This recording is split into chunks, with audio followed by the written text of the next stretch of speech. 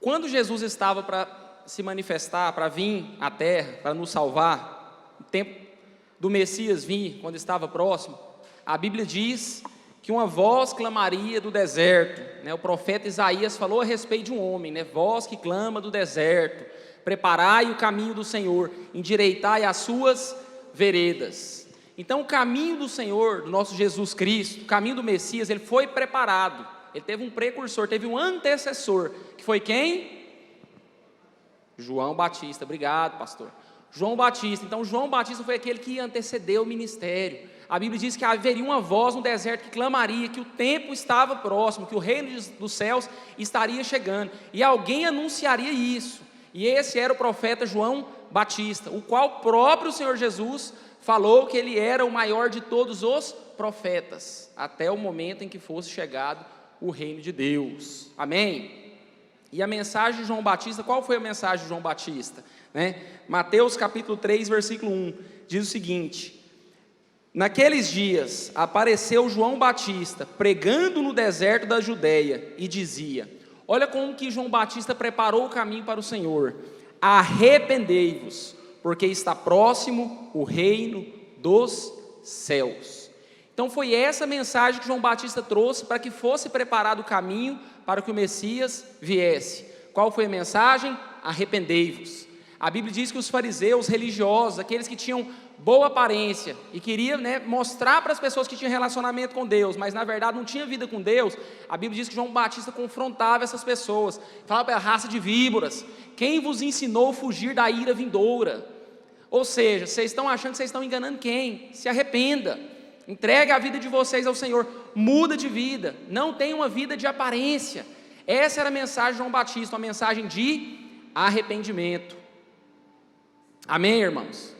E a Bíblia diz que João Batista foi preso, entrou onde não devia, foi mexer com Herodes, acabou na cadeia. E a Bíblia diz que quando Jesus ficou sabendo que João Batista estava preso, então Jesus iniciou o seu ministério. Foi chegado o tempo do Messias, do Cristo, anunciar a salvação, as boas novas, o Evangelho.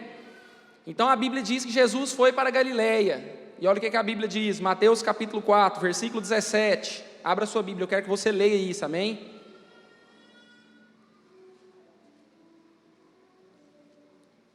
Então João Batista iniciou o ministério dizendo arrependei-vos, e chegou Jesus iniciando o seu ministério, voltou para Galiléia, começou o seu ministério, Mateus capítulo 4, versículo 17. Daí por diante, passou Jesus a pregar e a dizer, arrependei-vos, porque está próximo o reino dos céus. Amém, irmãos? Então presta atenção, irmãos. João Batista começou antecedendo o ministério do Senhor Jesus, nos dizendo para que nos arrependêssemos. Jesus iniciou o seu ministério dizendo para que nós nos arrependêssemos. Amém? E a Bíblia diz que Jesus cumpriu o seu ministério, foi crucificado, ressuscitou ao terceiro dia, apareceu a Pedro, aos 12, depois a mais de 500 irmãos. E a Bíblia diz que Jesus novamente apareceu ali a Pedro, deu instruções, perguntou a Pedro, tu me amas? Orientou Pedro, e a Bíblia diz que Jesus foi assunto aos céus. E a Bíblia diz que era necessário que os discípulos esperassem em Jerusalém, até que do alto eles fossem revestidos de poder. Então Atos capítulo 2 narra essa história, onde o Espírito Santo veio, desceu como línguas como de fogo, veio um vento impetuoso, e aquele lugar ali, o cenáculo, foi cheio da glória de Deus, e os discípulos ali começaram a orar em outras línguas. A Bíblia diz que havia pessoas de todos os lugares ali naquele lugar, e cada um entendia na sua língua materna as grandezas de Deus, até o ponto que aquelas pessoas falaram, eles estão embriagados, só pode estar doido esse povo, porque eles estavam falando, orando diferente, o que está acontecendo aqui? E a Bíblia diz que nesse momento, Pedro ficou cheio do Espírito Santo. Irmãos, então nós tivemos o ministério de João Batista. João Batista foi preso, Jesus iniciou o seu ministério, Jesus foi assunto aos céus, ele deu uma missão aos 12 apóstolos, de continuar a sua mensagem. Então ali está iniciando a igreja primitiva, e ali vai ser a primeira mensagem da igreja, irmão, no qual Pedro começou a defender, a igreja ao mover do Espírito Santo, porque as pessoas pensaram que eles estavam embriagados. Aí Pedro começa a falar: vocês não sabem o que está acontecendo, essas pessoas não estão embriagadas, elas estão cheias do Espírito Santo. Isso foi o que o profeta Joel falou, que nos últimos dias derramarei do meu Espírito sobre toda a carne, os jovens, os velhos terão visões, profetizarão. E começou a falar a respeito de Jesus, e a comprovar que Jesus era o Messias, e que as profecias se cumpriram em Cristo, e começou a confrontar aqueles religiosos, aquelas pessoas que estavam ali, dizendo o seguinte: olha, foram vocês que crucificaram o Messias. E começou a mostrar nas Escrituras como alguém, o Messias deveria continuar no trono de Davi. E vamos lá para o versículo 38, que é onde nós paramos, versículo 36, onde Pedro ali estava defendendo que Jesus era o Messias, e dizendo que o povo havia crucificado Jesus. E ele disse o seguinte, Pedro aqui em Atos capítulo 2, versículo 36, continuando essa ministração, que ele estava cheio do Espírito Santo: portanto, saiba com certeza todo Israel, que a este Jesus, a quem vós crucificastes, Deus o fez Senhor e Cristo. Olha o versículo 37, ouvindo eles isto, afligiram-se em seu coração, e perguntaram a Pedro e aos demais apóstolos: que faremos, irmãos? Amém, irmãos? Eu creio que esse aqui é o sonho de todo pregador, pastor. Ele ministrar uma palavra, e no final, a Bíblia diz que eles ficaram contritos, dependendo da sua versão, eles ficaram quebrantados, eles ficaram compungidos no seu coração, eles ficaram quebrantados com aquela ministração, com aquela palavra, com aquele confronto que veio diante deles, que eles haviam crucificado o Messias, e que Jesus era o Senhor, e que Deus o fez o Cristo, o Salvador. E a Bíblia diz que eles disseram: o que faremos, pois, irmãos? Ah, pastor, esse é o resultado de uma palavra, irmão, que vem de acordo com o seu coração. O que nós faremos? O que eles estavam falando era o seguinte: nós entendemos essa mensagem, nós estamos de coração aberto, nós queremos mudança. O que eu preciso fazer? Qual que é a atitude? Como que eu respondo a essa obra maravilhosa de Cristo, que morreu por mim, ressuscitou ao terceiro dia, perdoou os meus pecados? O que eu devo fazer? Aleluia, irmãos, que palavra tremenda que foi tocada no coração deles. O resultado foi: o que faremos, irmãos? Agora olha a resposta de Pedro, presta atenção, irmãos. Versículo 38, disse-lhe Pedro: arrependei-vos, e cada um de vós seja batizado em nome do Senhor Jesus Cristo, para perdão dos vossos pecados. Amém, irmãos? Pedro não falou: fica tranquilo, vem cá, você vai andar com a gente agora, não preocupa não, Jesus te ama, está tudo certo, olha, você não precisa mudar nada da sua vida, Deus ama todos da mesma maneira. Não, Pedro falou: agora vocês precisam se arrepender, vocês precisam mudar de vida. Sabe por quê? Porque vocês precisam ser perdoados. O Senhor Jesus morreu na cruz, e vocês precisam mudar de vida, vocês precisam de uma nova vida, para que vocês sejam perdoados, para que sejam perdoados os vossos pecados. Então presta atenção, irmão, a ênfase que a palavra nos dá ao arrependimento, a ênfase que o ministério de João Batista teve com o arrependimento, a ênfase que o ministério de Cristo teve com a palavra arrependimento, e a ênfase que a igreja primitiva deu para essa palavra chamada arrependimento. Irmão, se não teve arrependimento, não teve vida cristã. Se você não se arrependeu da vida que você tinha, o momento que você encontrou a Cristo, você não nasceu de novo, você não é de Deus, você não está em Cristo, o Espírito não foi derramado sobre você, o sangue de Jesus não perdoou seus pecados não foram cancelados, porque é necessário arrependimento. Essa é a mensagem: Jesus está vindo, o Messias está vindo, arrependei-vos. O Messias chegou e disse: arrependei-vos. O Messias foi levado, ele virá buscar a sua igreja, e ele deixou a igreja trazendo uma mensagem para salvar todos os povos, todas as tribos, línguas e nações. Arrependei-vos. Amém, irmãos? Arrependei-vos. Mudança de vida, mudança de comportamento, mudança de mente, mudança de atitude, mudança de vida. Essa é a palavra para a igreja. Irmão, nós precisamos ter um entendimento dessas coisas, pregar essas coisas, viver essas coisas e amar essas coisas, porque Deus é um Deus gracioso, sim ou não? Mas a graça de Deus, irmão, não anula o confronto. A graça de Deus não anula o confronto com a vida que você tem. Deus não te deu permissão para viver no pecado, viver do jeito que você quer e não mudar a sua vida para que você seja salvo, porque é necessário arrependimento. Pedro disse: é necessário arrependimento para que sejam perdoados os vossos pecados. O que aconteceu nesse dia, pastor? 3.000 pessoas se converteram, amém?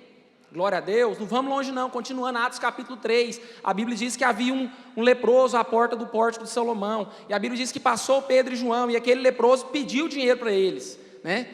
E Pedro olhou para ele, fitando os olhos nele, e falou: olha, eu não tenho ouro e não tenho prata, mas o que eu tenho eu te dou, levanta em nome de Jesus. E a Bíblia diz que foi um alvoroço, porque todo mundo lá conhecia aquele leproso ou paralítico, pastor?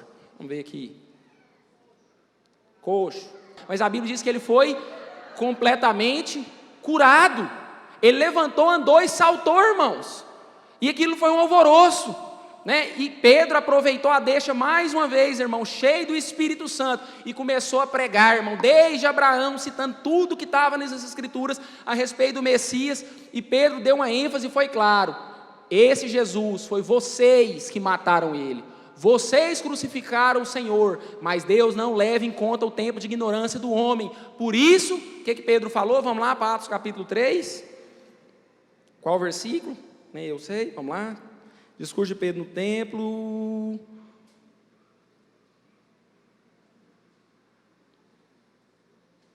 Versículo 18, né? Versículo 17, 3:17.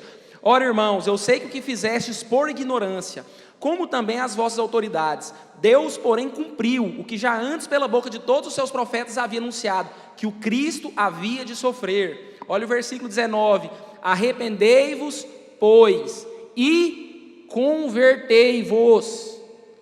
Arrependa, irmão, e muda a sua vida. Arrependa, irmão, e você está indo para cá, agora você vai para cá, porque agora você pertence a Deus, agora você vai nascer de novo, agora o Espírito vai ser derramado sobre você e vai conduzir você a toda a verdade. Agora você não vive mais pelo que você pensa, você não vive mais de aparência, você vive a vida no Filho de Deus, você vive a vida que Deus sonhou para que você vivesse. Você foi comprado por um alto preço, incorruptível, foi o sangue de Jesus, não foi ouro nem prata que te comprou, irmão. Você agora pertence a Deus, amém? Então Pedro falou: arrependei-vos, pois, e convertei-vos, para que sejam apagados os vossos pecados, para que sejam anulados, cancelados os vossos pecados, e venham assim os tempos de descanso pela presença do Senhor. Amém, irmãos? Esse é o Evangelho, irmãos. Isso foi apresentado a nós para que nós pudéssemos ter uma nova vida. Arrependei-vos, convertei-vos, para que venham tempos de refrigério na presença do Senhor. Aleluia, irmãos. Deus tem algo extraordinário para nós. Há um tempo de refrigério, há um tempo de descanso. Irmão, por que há refrigério na presença do Senhor? Porque eu seria condenado por causa dos meus pecados. Não é porque eu vou ter muito dinheiro, a vida que eu queria, e vai acontecer tudo da maneira que eu queria. Não é isso que a Bíblia está dizendo, irmão. Um tempo de refrigério é um tempo de graça, é um tempo de perdão, é um lugar onde você está em Cristo, onde o pecado não tem mais domínio sobre você. Satanás, o poder das trevas não controla mais a sua vida, o vício, a mentira, a desordem não tem poder mais sobre você, porque você está em Cristo. E os seus pecados, e a sua mente que te acusava. Esse dia uma pessoa perguntou para mim: por que pastor tem tanta facilidade em contar as coisas feias que fazia antigamente? Porque eu estava dando uns testemunhos das antigas lá, contando, né, as experiências e algumas coisas que tinham acontecido. Ele falou: por que pastor tem tanta facilidade? Eu falei: sabe por quê? Porque o pastor que é pastor, que nasceu de novo, como todo crente, ele sabe que ele foi perdoado. Então ele sabe que aquilo foi algo que Deus esqueceu. E aquilo Deus não leva mais em conta, porque era um tempo de ignorância minha. Mas agora as minhas atitudes precisam estar de acordo com a palavra de Deus. Então não tem vergonha do que aconteceu. Eu tenho vergonha sim, irmão, mas foi algo que aconteceu porque eu estava no tempo da ignorância. E eu sei que Deus me perdoou. E o fato de saber que Deus me perdoou e não vai ter condenação mais, quando eu estiver diante de Cristo um dia, esse é um fato que me faz ser tranquilo e anunciar que Deus é um Deus que muda vidas. Amém? Isso chama testemunho. Às vezes a gente nós compartilhamos algumas coisas, testemunhamos daquilo que nós sofremos, daquilo que nós padecemos, mas para, ilustrar aquilo que o Senhor fez hoje na nossa vida, amém? Esse é o intuito de contar o testemunho, Então nós precisamos entender o perdão de Deus. Eu não tenho dificuldade, irmão, por quê? Porque eu sou perdoado. Não há acusação contra os eleitos de Deus, é Deus quem os justifica, amém? Aleluia, irmãos. Então João Batista começou o ministério pregando arrependimento. Jesus pregou arrependimento. E a mensagem da igreja primitiva foi arrependimento. Amém? Arrependei-vos. Essa é a mensagem, irmão, do Evangelho.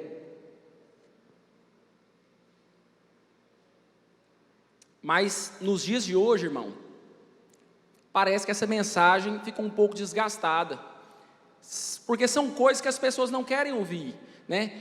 Pedro, fronte a fronte, irmão, frente a frente ali, falando para eles: olha, foram vocês crucificaram o meu Senhor, vocês mataram o Cristo, foram vocês, foram os seus pecados.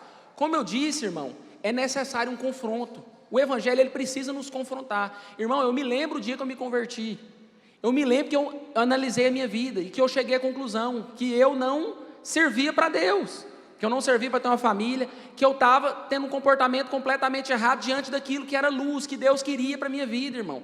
É necessário o confronto. O confronto não está desligado e desconectado, e não é o oposto da graça, não. A graça, não, vem cá, irmão, não, você continua do jeito que você está porque Deus te ama. Isso é o oposto da graça, irmão, porque a graça quer fazer com que você se converta, se arrependa e que seus pecados sejam cancelados. Essa é a graça, irmão. Por quê? Porque não fui eu que venci para que meu pecado fosse apagado, não fui eu que lutei, foi Cristo que morreu por mim, e foi o sangue dele que perdoou o meu pecado. Então meu papel foi crer no Evangelho, foi me arrepender, foi converter, para que eu pudesse entrar no tempo de refrigério do Senhor. Aleluia, irmãos, glória a Deus. Mas é uma mensagem que nós temos dificuldade. Confrontar os irmãos hoje é difícil, irmãos. Falar do pecado de uma pessoa é difícil. As pessoas não querem ser confrontadas, elas não querem ouvir algo que vai levar elas a se arrepender. Como crerão se não há quem pregue? Como que uma pessoa vai se arrepender se alguém não trouxer uma palavra ao coração dela, que vai trazer luz para ela, para que ela entenda que aquele comportamento é errado e Deus derrame graça sobre ela para que ela conserte a vida dela? Sabe, irmãos, eu estava na aula de inglês e tem um abençoado lá, que ele sempre fala para o outro aluno, quando a professora perguntar, você não fala que você não sabe, senão todo mundo vai saber que você não sabe. Então você fala understand, você balança a cabeça e finge que está tudo certo, senão você vai ficar sem moral, os professores vão achar que você não sabe, e a coisa não vai ficar muito boa para você. Irmãos, não tem como não ilustrar isso aqui na igreja, é um comportamento completamente inadequado e errado, irmão. Se você não sabe, você precisa falar que você não sabe para você aprender, amém? Então eu estou lá ouvindo ele falar e eu sou o primeiro a falar I don't understand. Eu sou o primeiro a falar que não entendi, porque eu preciso saber, eu preciso conhecer, eu preciso entender, irmãos. Mas na igreja é a mesma coisa. Quanto tempo, pastor? Quanto tempo eu não ouço uma confissão de pecado? Eu não sei o senhor, mas quanto tempo uma pessoa não procura para falar: olha, eu xinguei a minha esposa, eu não dou o dízimo tem 2 anos, eu assisto coisa indevida na internet, tem 6 meses que eu não oro, eu não leio a Bíblia, eu não sei, não entendo nada da Bíblia, eu estou aqui, você fala, mas eu tenho raiva de você, o pastor, eu nunca fui com a cara dele, eu não gosto de ninguém dessa igreja. Eu não sei, irmãos, eu não sei, mas quanto tempo que eu não ouço uma confissão de pecado? Por quê? Porque a pessoa está igual o irmão do inglês. Se eu confessar meu pecado, o pastor vai saber quem eu sou, ele vai ter uma imagem de mim, e isso pode me atrapalhar. Irmão, deixa isso para a escola de inglês, irmão. Você precisa confessar o seu pecado, você precisa andar na luz, irmão. A pessoa que mais precisa saber quem você é, já sabe. A pessoa que mais deveria ver aquilo que você fez de errado, que você acha que ela não deveria saber, ela já sabe, irmãos. Ai, pastor, então por que eu preciso confessar? Justamente para você mudar, né? Com todo respeito à palavra, mas para você tomar vergonha. É por isso que você confessa o pecado, irmão. Para você colocar isso para fora, para você mudar, para você falar: eu não quero ficar preso nisso que eu estou fazendo, isso está me fazendo mal, isso vai me matar. Senhor, me ajuda, me dá força. Pastor, ora comigo, vamos jejuar, vamos junto vencer. Mas as pessoas, irmão, isso é resultado da vida rasa dos cristãos hoje. Qual que é o resultado da vida rasa dos cristãos hoje? Uma vida sem poder, uma vida sem entrega, né? Uma vida que não tem uma entrega. Ah, mas eu estou cansado, eu trabalho tanto, eu não tenho tempo de ir na igreja. Isso é resultado de falta de confissão, porque a pessoa já está dando lugar ao diabo. Ah, pastor, mas não existe isso. O que a Bíblia diz? Não deis lugar ao diabo. Está dizendo isso para a igreja, irmão. Olha, não dê lugar. Se não tivesse como você dar um espaço para o diabo entrar na sua vida, não estaria escrito isso na Bíblia. Mas você não confessa um pecado, não confessa outro pecado, você está dando uma brecha, o que acontece? O diabo entra. Satanás entra, irmão, e começa a destruir a sua vida, e começa a roubar o projeto de Deus para você, os sonhos, o seu ministério, tudo que quando o dia que você converteu, que você sonhava, aquele desejo que Deus colocou no seu coração de pregar para sua família, de ser um grande pastor, de ser um líder, de ser alguém abençoado, de testemunhar o nome do Senhor, de ser usado por Deus, de fazer a diferença nessa terra, o diabo vai minando, porque você vai dando lugar ao diabo, em vez de confessar o seu pecado. Sabe, irmão, às vezes, eu não me trato diferente do que eu trato as outras pessoas. Eu também não trato as minhas filhas diferente do que eu trato os filhos dos outros. Para mim, irmão, aquilo que Deus tem para nós, que vai mudar a nossa vida, tem que ser feito. Às vezes até comigo mesmo, quando eu faço um trem errado, a minha carne grita, se fizer mais uma vez, você confessa. Eu falo, então tá bom. Eu dou uma segurada, igualzinho às vezes eu faço, da próxima, às vezes eu faço isso comigo. E quando acontece alguma coisa, eu procuro meu pastor. Mas tinha um limite. Você está entendendo? Eu tenho um limite. Se eu passei desse limite, eu preciso de ajuda.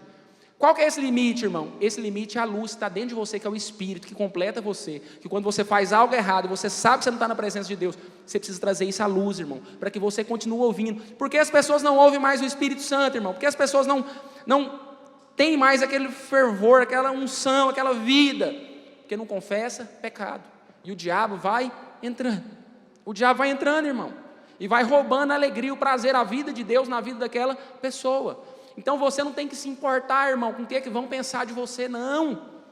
Você precisa pensar a respeito de você mesmo, aonde você vai parar se você não confessar os seus pecados.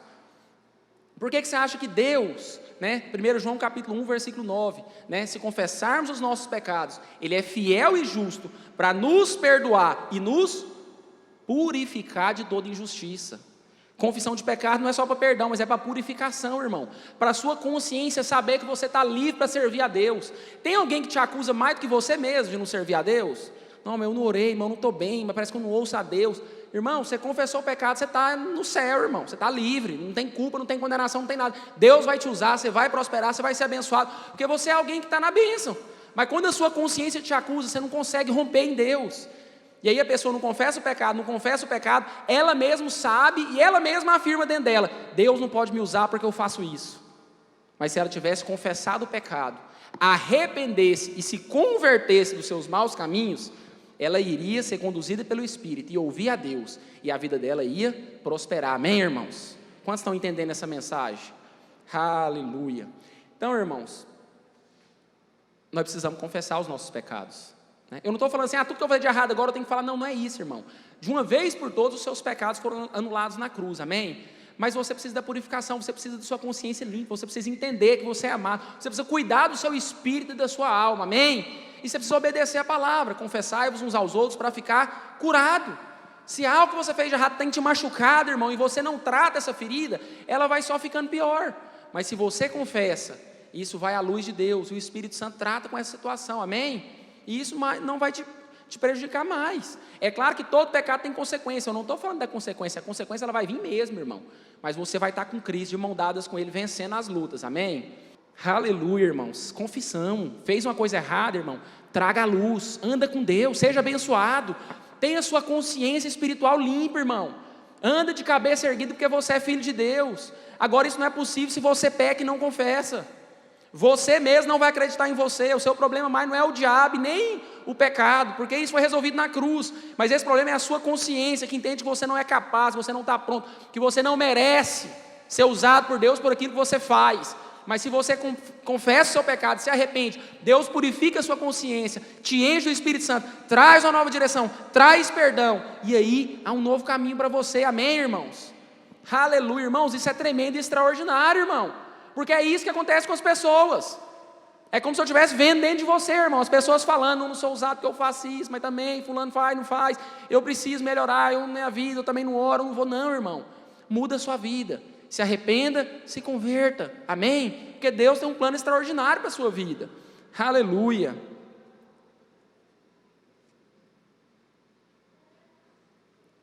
Irmãos, eu me lembro uma vez, estava sendo ministrada uma palavra na igreja sobre arrependimento. Irmãos, e que palavra pancada, Se essa palavra aqui fizer 10% do efeito daquele dia lá, glória a Deus por isso, irmão. Mas que palavra extraordinária que o pastor José Rodrigues ministrou aquele dia na igreja. E ele falou a respeito do temor do Senhor. Ele falou o seguinte: Essa é uma mensagem que a gente quase não ouve mais, mas ele falou: todo crente precisa experimentar o temor do Senhor. Irmão, eu sei que quando terminou aquele culto, eu gritava tanto, irmão, naquela cadeira ajoelhado. A presença da santidade de Deus era tão forte, tão extraordinária, irmão, que eu só pensava uma coisa: eu nunca servi para nada, eu nunca fiz nada que presta. Quem sou eu para estar na presença de Deus? E eu só conseguia falar que Ele era santo, santo, santo. Eu não sei quanto tempo nós ficamos naquele lugar, irmão.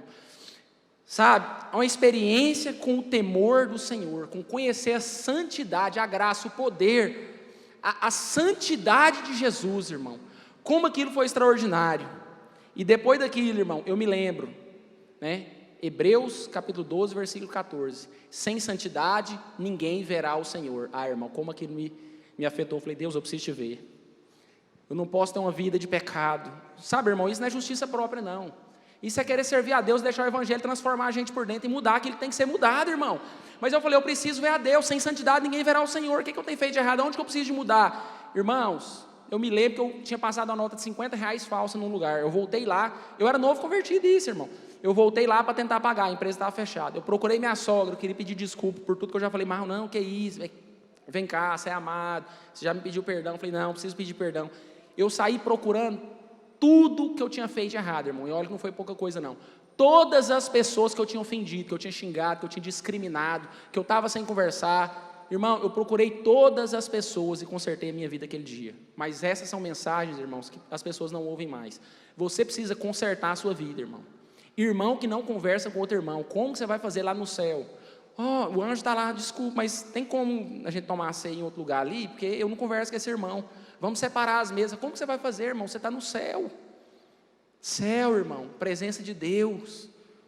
Amor, Deus é amor. Nós precisamos mudar as coisas nas nossas vidas, irmãos. Nós precisamos consertar muita coisa que está errada. Eu tenho defeito demais, irmãos, mas eu tento tratar com todos. Sabia? Eu tento tratar com todos, porque é o nome de Deus, irmão. É o Evangelho. Você é o ministro do Senhor. Aonde você vai, você carrega uma mensagem dentro de você. Amém? Você carrega uma mensagem de salvação. As pessoas vão olhar para você e saber que elas podem ser perdoadas, que a vida delas podem ser mudadas, e que Deus as ama do jeito que elas são, mas que elas precisam se arrepender e se converter, para elas entrar num templo de refrigério do Senhor. Então, irmãos, precisamos mudar a nossa vida. Precisamos aprender a andar na luz e santidade. Nós somos a igreja do Senhor, irmãos. Amém? Aleluia, Jesus. Obrigado, Deus. Irmãos, é uma oportunidade que o Senhor nos dá de consertar as nossas vidas. É uma oportunidade que o Senhor nos dá de confessar os nossos pecados para que nós possamos ser curados. Foi uma ferramenta que Deus deixou para a igreja. Confessa para ser curado. Você já viu quando você tem um problema e aquele problema está te ferindo muito, e você conversa com alguém que é espiritual, aquela pessoa ora com você, você abre o coração, você sai dali, você sai, porque parece que meu problema era tão pequeno. Esses dias eu conversei com o pastor, eu confessei com o pastor, eu estava com um problema, né?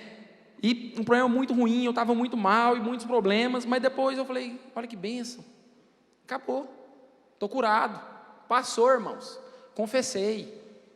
Amém? Poder de Deus, irmãos. Precisamos crer no Evangelho. Por que as pessoas não confessam? Porque não crê que vai mudar a vida delas. É simples. Se você tem um problema, esse problema é grave, e você está mal, você está com insônia, você não dorme, você odeia alguém, ou você está com um problema, com inveja de alguém, eu não sei o que é o problema que você tem, mas você está ruim com esse problema.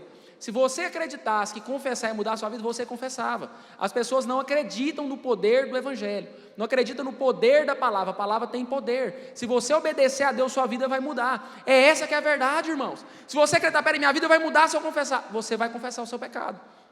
Por que as pessoas não confessam? Porque para elas, tanto faz, não vai mudar nada. Se eu confessar ou não, só vai acontecer o seguinte: vai conhecer quem eu sou. Está acostumado a me ver lá na igreja, de camisa social, arrumadinho, mão para cima. Agora meu pecado vai ser exposto. Ninguém vai pôr eu para tocar na igreja mais. Como que o Jonathan vai pôr eu para compartilhar a palavra na célula se eu contar meu pecado para ele? O que as pessoas vão pensar de mim? O que o meu líder vai pensar de mim? Irmãos, Deus já sabe tudo ao seu respeito, amém? Então vamos lá, 2 Coríntios capítulo 5, versículo 17. Se alguém está em Cristo, nova criatura é. As coisas velhas já passaram, e eis que se fez tudo novo. Então vamos lá, irmãos. Se eu estou em Cristo, eu sou uma pessoa nova, irmãos. Deixa eu explicar esse texto. As coisas velhas passou, e tudo agora é novo. Amém, irmãos? Você é uma nova criatura. Você vive para Deus. Você não pode mais pensar como você pensava antes, irmão. Você não pode se dar o luxo de projetar as coisas como você projetava antes. Você não pode achar agora que você decide as coisas do jeito que você quer, irmão. Porque agora você está em Cristo. Tudo é novo. Já passou, irmãos, aquela mentalidade mundana, aquelas decisões mundanas, aquela ira mundana. Aquilo lá ficou para trás. Você nasceu de novo, você é nova criatura, você tem um novo, e a Bíblia diz, viva o caminho, que é o Espírito Santo que fala todo o tempo dentro de nós, nos conduzindo à verdade. Amém, irmãos? Nova criatura, mudança de vida. Você está em Cristo, irmão, o resto passou. Não tem como mais eu fazer o que antigamente eu fazia aí, não. Você é de Cristo, comprado fostes. Você foi comprado pelo sangue do Cordeiro. Você pertence a Deus, irmãos. Irmãos, como nós precisamos entender isso? Como nós precisamos entender, irmãos, que a Bíblia diz que nós estávamos mortos nos nossos pecados e nos nossos delitos. Nós estávamos sem vida alguma. Nós estávamos completamente perdidos, irmãos. Destruídos no nosso pecado, entregue aos prazeres da carne. Mas Cristo nos escolheu, nos chamou, nos amou, nos justificou, nos purificou, nos deu o seu Espírito, nos deu uma nova vida, nos perdoou e conquistou um lugar para nós nos céus. Você precisa entender isso, irmão. Se você entender, você vai entender o que ficou para trás. Você não quer mais o que ficou para trás. O que ficou para trás mais não serve para você. O que ficou para trás não vai levar você aonde você quer chegar. Você não pode mais viver do modo que você vivia, porque agora você quer ir para outro lugar. Você não quer ir mais para o lugar que você ia antes, ou quer? Eu não quero, irmão. Eu quero ir para o céu. Eu ia para o inferno, e agora eu vou para o céu. Então eu tenho que entender que existe um novo caminho, uma nova vida. Eu sou guiado pela palavra de Deus. Deus me fez filho. Amém, irmãos? Aleluia. Vamos ler isso aqui em Efésios capítulo 4.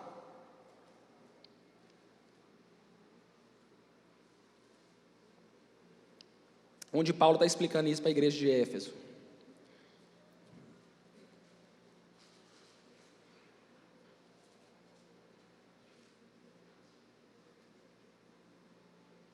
Efésios capítulo 4, a partir do versículo 17. Vamos lá, irmãos. Efésios capítulo 4, versículo 17. Portanto, digo isso e testifico no Senhor, para que não andeis mais como andam outros gentios. Como que eles andam? Na vaidade do seu pensamento. Presta atenção aqui, irmão, que esse é o ponto-chave que nós precisamos entender aqui dessa ministração. Eu não posso andar mais como o ímpio anda, porque como que o ímpio anda? Na vaidade dos seus pensamentos. Você agora, irmão, anda de acordo com a palavra de Deus. Você precisa entender isso, irmãos. Por quê? Porque há um confronto dentro de você entre a velha natureza e a nova natureza. A sua carne, irmão, ela quer decidir o que é melhor para você. Mas o seu espírito precisa entender que o que é melhor para você está em Cristo, está na palavra. Então você não pode mais, mas eu acho, pastor, que isso não está certo. Com todo respeito, irmão, mas o que você acha é importante para quem? O que é importante é a palavra de Deus, irmãos. Mas hoje as pessoas vivem na vaidade dos pensamentos como os gentios vivem. Ou seja, elas analisam a situação e vejam se é bom para elas ou não. Eu não concordo, eu discordo. Eu não concordo com a igreja, eu não concordo com o irmão, eu não concordo com a palavra. Irmão, você vivia assim antes de nascer de novo. Agora você não vive mais na vaidade do seu pensamento. Agora você vive de acordo com a palavra de Deus. A Bíblia diz que o nosso pensamento ele tem que ser cativo ao pensamento de Cristo. Nós temos que obedecer a Cristo. Os nossos pensamentos têm que estar cativos à obediência de Cristo. Ou seja, aquilo que eu pensar, irmãos, tem que ser submissa ao pensamento de Cristo. E o que vai prevalecer é o pensamento de Cristo, amém? Então precisamos entender isso, irmão. Por quê, pastor? Porque é isso que faz as pessoas andar no caminho errado. É isso que fazem elas não prosperar. É isso que fazem elas não ter vida de Deus. Porque anda na vaidade dos pensamentos. Elas não param e pensam, não, Deus, realmente eu penso assim, se eu fosse Deus no seu lugar, eu faria assim, mas como o Senhor é Deus, eu sou pecador, o Senhor morreu na cruz, eu sou um mero mortal, eu preciso de salvação, eu preciso do teu sangue, eu preciso da tua vida, então eu vou te obedecer, porque o Senhor criou os céus e a terra, o Senhor sustenta o universo com a palma das suas mãos, o Senhor é todo poderoso, está em todos os lugares, sabe de todas as coisas, então eu vou submeter o teu pensamento, Senhor. Pronto. Simples, irmão. É simples. Você não vai anular seu pensamento. Não, eu nunca pensei isso, Deus. Ai, longe de mim tal pensamento. Não, irmão, você é quem você é. Deus, eu sou isso aqui mesmo, eu penso dessa forma. Mas é por isso que eu preciso do Senhor. Quantos estão entendendo, irmãos? Levar cativa a obediência de Cristo o seu pensamento, irmão. Colocar a sua vida de acordo com a palavra e alinhar a sua vida de acordo com o que a palavra conduz a sua vida, irmão. Para que você viva a vida no Filho de Deus, como Paulo falou, já estou crucificado com Cristo, agora vivo não mais eu, mas Cristo vive em mim, e a vida que vivo agora não sou eu que vivo, mas eu vivo na vida do Filho de Deus. Simples, irmãos. Não parece que Paulo foi um homem super espiritual, não, ele era carnal, ele tinha as lutas dele, ele falava, olha, o que eu quero, eu não faço, o que eu não faço, eu quero, e ele estava lá na luta dele, irmão, com a carnalidade dele, mas no final ele se submetia à palavra de Deus, e é assim que nós devemos ser, amém? Deus nunca, quando uma pessoa converteu, Deus nunca falou, não, você não sabe de nada, não pensa, não age, não faz nada, é só minha palavra, você morreu, você nunca serviu para nada, não é isso, irmão. Deus nos fez participantes do Evangelho, Ele nos deu o ministério da reconciliação, amém? Você faz parte da igreja de Deus, e a Bíblia diz que nós devemos, né, servir a Deus com o culto racional também. Romanos capítulo 12, versículo 2, né, não vos conformeis com esse século, mas transformai-vos pela renovação da vossa mente. Para quê, pastor? Isso que eu falei para vocês aqui, para que você experimente, porque se você não transforma a sua mente, você não vive de acordo com a palavra, você não experimenta as coisas de Deus, porque você é um homem natural, e as coisas de Deus se discernem espiritualmente. Então é necessário você transformar a sua mente, renovar a sua mente, para que você experimente a boa, agradável e a perfeita vontade de Deus, irmão. Pastor, por que eu não tenho experimentado? Transforma a sua mente, renova a sua mente, irmão. Sua mente agora é do alto, pensai nas coisas puras, santas, agradável, que vem do alto, nisso pensai, nisso ocupai o tempo de vocês. É isso que a Bíblia ensina, irmãos, amém? Então vamos lá, Efésios 4:17, portanto digo isso, testifico no Senhor, para que não andeis como andam os outros gentios, como? Na vaidade dos seus pensamentos, obscurecidos no entendimento, ou seja, eles não conseguem compreender as coisas, separados da vida de Deus pela ignorância, não sabe o que está fazendo, toma uma atitude errada, porque não conhece a palavra de Deus, pela dureza do seu coração. Você não, irmão, você é quebrantado, você não tem um coração duro, irmão. Se a palavra foi ministrada, ela vai penetrar no seu coração, e ela vai gerar fruto, porque você é alguém quebrantado, você não tem um coração duro, amém, irmão? Versículo 19, tendo se tornado insensíveis, não é o seu caso, você é alguém sensível a Deus, entregaram-se à depravação, para com avidez cometerem toda a sorte de impureza. Olha o resultado, irmão, de não ouvir a Deus. Um abismo chama outro abismo. Olha o versículo 20. Vós, porém, não aprendeis assim em Cristo. Ou seja, quem está em Cristo é diferente.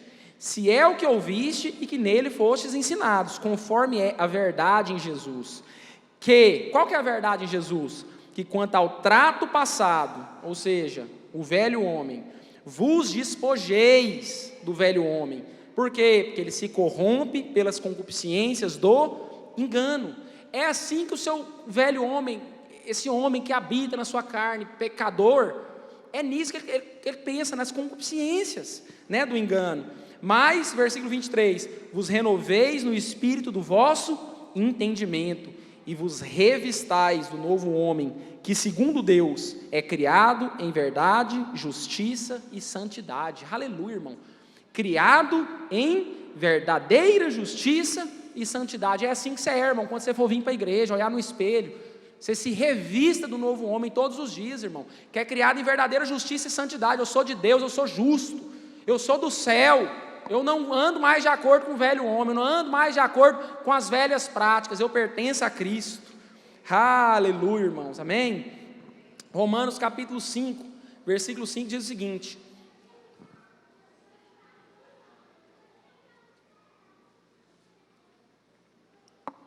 Ora, a esperança não confunde, porque o amor de Deus é derramado em nosso coração pelo Espírito Santo que nos foi ortogado, ou entregue, ou derramado. Amém, irmãos? A esperança não confunde, porque o amor de Deus é derramado em nossos corações. Aleluia, irmãos. O amor de Deus está sobre você, amém? E você precisa ter esse entendimento. Quando existe uma situação, quando você precisa resolver algo, irmãos, o que a Bíblia diz? Se alguém for trazer uma oferta, Mateus capítulo 5, Sermão do Monte, Jesus ensinando. Se alguém for trazer uma oferta e lembrar que algum irmão tem alguma coisa contra você, não é que você tem contra o seu irmão, não, porque não, eu não tenho nada contra ninguém, minha vida está tranquila, ok. Mas a Bíblia diz que se você for trazer a sua oferta, e se você lembrar que algum irmão tem alguma queixa contra você, não oferta, pega a sua oferta e guarda no seu bolso. Vai lá, resolve essa situação com aquele irmão, depois você volta aqui e traz a sua oferta. Sabe por quê, irmão? Porque Deus está interessado na sua vida. Não adianta você querer ter práticas espirituais se você não obedece aquilo que é principal. O amor de Deus foi derramado em nossos corações. O que significa isso, pastor? Aí dentro de você já tem aquilo que você precisa para perdoar, para resolver. Porque o amor de Deus foi derramado. Você tem o amor de Deus, irmão, não sou eu. Eu não estou pregando aqui justiça própria, nem que eu sou a melhor pessoa do mundo. Estou falando para você que o amor de Deus foi derramado no seu coração. Quando acontecer alguma coisa que você ficar furioso, se você achar que não tem como você resolver, você vai lembrar desse versículo e falar: o amor de Deus está derramado sobre mim. O amor de Deus está em mim, eu preciso resolver essa situação. Amém, irmãos? Eu não posso falar isso do ímpio, porque o amor de Deus não foi derramado sobre o coração dele. Mas sobre a igreja, sim, irmãos. Sobre você, sim. Precisamos ter um comportamento diferente, irmãos. Semana passada uma pessoa me procurou para orar, porque tinha uma pessoa da família que incomodava ela muito e ela não sabia o que fazia. Sabe, irmãos, e Deus falou comigo ali naquele momento: nós somos a igreja do Senhor. O que Jesus ensinou, irmão? Amar o ímpio, amar o amigo, o ímpio amar o amigo, ele faz. Tanto que é fácil. Agora, amar os inimigos, irmão, isso é para quem tem o amor de Deus derramado no coração. Nós precisamos entender isso, irmão, e parar de querer ter raiva, de julgar e de fazer as coisas. Vamos servir a Deus de todo o coração. Amém? O amor de Deus foi derramado no nosso coração, irmão. Isso é suficiente para mim, esse texto. Se o amor de Deus foi derramado sobre mim, irmão, então está sobre mim a responsabilidade de resolver o problema, porque o amor já foi derramado, irmão. Eu não preciso de mais nada, eu não preciso orar, não preciso pedir mais nada para Deus para resolver uma situação, porque o amor dele foi derramado sobre o meu coração. Dentro de mim tem graça, amor, unção, vida de Deus suficiente para que eu decida consertar algo na minha vida, para que eu decida abandonar algo de errado, para que eu decida me arrepender e mudar de vida, porque o amor de Deus foi derramado nos vossos corações. Aleluia, irmão. Quantos tem o amor de Deus dentro de você? Aleluia. Glória a Deus, irmãos. Abra sua Bíblia em 2 Crônicas, capítulo 7. Versículo 14.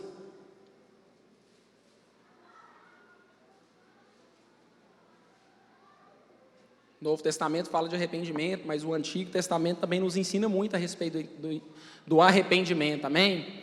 2 Crônicas, capítulo 7, versículo 14. Se o meu povo,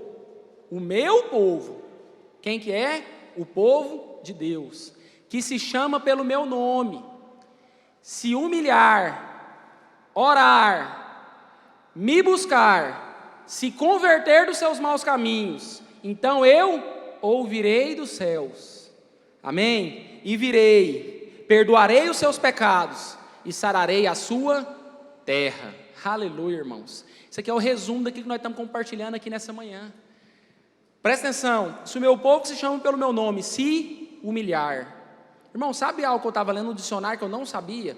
Se humilhar é ser humilde também, perante Deus. Se humilhar é se colocar numa posição inferior. O texto não está falando que alguém vai ter que humilhar você, não, está todo mundo me humilhando, é isso aí, Deus vai me perdoar, não. É se humilhar, irmão.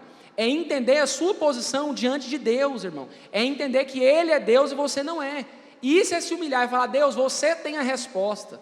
Senhor, o Senhor sabe de todas as coisas. Eu confio em Ti, eu espero em Ti. Os Teus caminhos são maiores que os Teus caminhos, os Seus pensamentos são maiores que os meus. Eu descanso em Ti, eu espero em Ti, eu confio em Ti. Isso é humilhar, irmãos. Agora, olha eu não estou aqui querendo dificultar o evangelho, irmãos. Eu não estou aqui querendo falar para você que Deus está muito distante. Não, irmãos. Mas eu quero falar para você que a Bíblia diz: buscar-me-eis e me achareis quando me buscardes de todo o vosso coração. A coisa com Deus, irmão, é no espírito. Ela é intensa. Ela tem que partir de dentro. Não é superficial. A busca a Deus não é superficial. A sua oração, irmão, não é quando você não está com sono, deita e abre a Bíblia para dormir. Não, irmão. A vida com Deus, ela tem que ser algo que parte de dentro de você. Porque senão, irmão, todo mundo já tinha ido para o céu. Todo mundo tinha arrependido, estava todo mundo salvo. Porque todo mundo ama a Deus. Ninguém que você fala ama a Deus, eu amo a Deus, né? Como Jesus falou, como Jesus citou o profeta Isaías: esse povo me honra com os lábios. Irmão, eu lembro quando eu li esse texto, irmãos. Quando eu me converti, eu não entendia por que a pessoa professava a Deus, mas ela não era de Deus. Eu não entendia, eu falei, tem alguma coisa errada. Para que essa pessoa fica falando de Deus, mas ela não é de Deus? Quando eu li esse texto, eu entendi, essas pessoas só honram a Deus com os lábios, elas só falam, mas o que importa está longe de Deus. O coração, irmão, que tinha que estar ligado e conectado com Deus, está longe com Deus. Então não adianta eu falar, irmão, eu tenho que ter uma vida. Então, se o meu povo, que se chama pelo meu nome, se humilhar, se colocar numa posição inferior, se render perante Deus, irmãos. Se esse povo orar, irmãos, falar com Deus, abrir a boca, clamar a Deus. Se esse povo me buscar, como eu já disse, de maneira intensa, de todo o coração, e se converter dos seus maus caminhos, irmãos. Olha aqui, você tem que se humilhar, você tem que orar, você tem que buscar a Deus. Só isso é suficiente, pastor? O texto fala que não. O texto fala que você precisa se converter dos seus maus caminhos, irmão.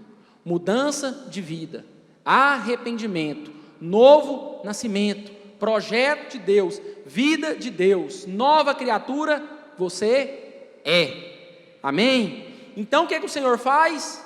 Ele ouve dos céus. Sabe, irmão, você sabia que Deus ouve todas as pessoas ao mesmo tempo que Ele é Deus? Não vou querer explicar para você, porque senão eu vou querer dar uma de sabichão. Mas Deus está ouvindo todas as pessoas, irmão, até mesmo os ímpios, Ele está ouvindo todas. Só que a Bíblia diz, eu ouvireis. Irmão, é diferente, porque Deus vai dar atenção ao seu clamor, à sua oração. Porque Deus, eu falei que Ele ouve todos, mas Ele não ouve todos. Eu falei para você que era difícil de explicar. Mas Deus não ouve todos os pecadores, não ouve a pecadores, é isso que a Bíblia diz, ainda que Ele está ouvindo, Ele está escutando, na verdade, né? Traduzir melhor para você. Deus está escutando, mas aquele que busca, aquele que muda os seus caminhos, esse Deus está ouvindo. Ele está ouvindo a sua voz, irmão, Ele está ouvindo o seu clamor, Ele está ouvindo a sua oração. E o que Ele vai fazer? Ele vai perdoar os seus pecados. E o que mais, pastor?